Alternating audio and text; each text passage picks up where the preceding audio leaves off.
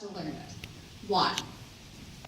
Well, basically, the schools come up with a curriculum outlining basic tools and skills that we're required to learn, and they deem so important we have to learn them from a young age. Doesn't matter what we end up choosing as a career path. Because they know for a fact that at some point along the course of our life, we will have to reference one or more of these skills.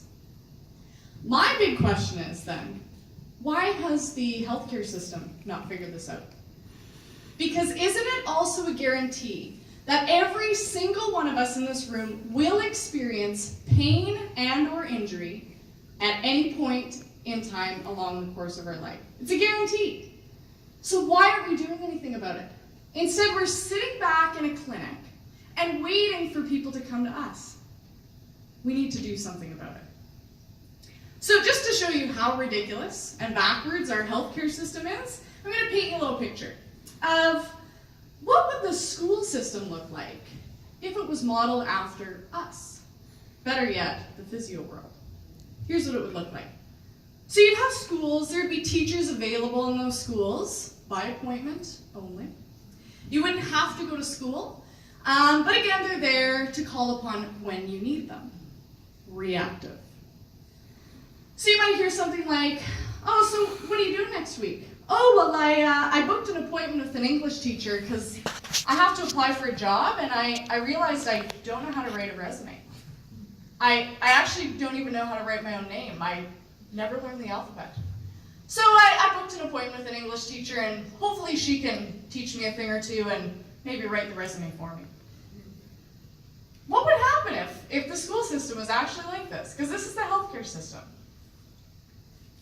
Huge bottleneck, right? We're only called upon when people need us, when there's an injury. But why aren't we doing something about it and going out to the community and actually educating on these important basic tools and skills that we hear ourselves educate on a million times in clinic?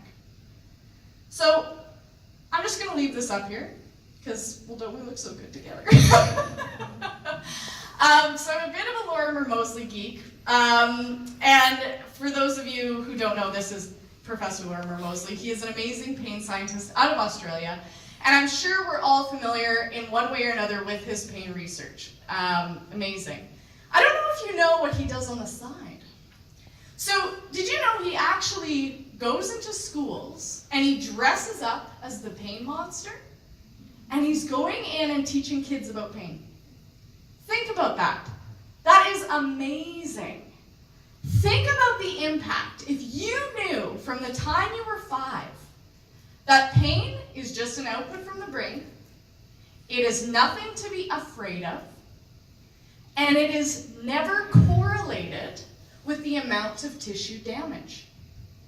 Think about that. If you knew, and it started to be ingrained in your mind like BEDMAS, since you were 5, those points, that would not only change how you start to perceive pain, but that would have a huge impact on the chronic pain population we know today.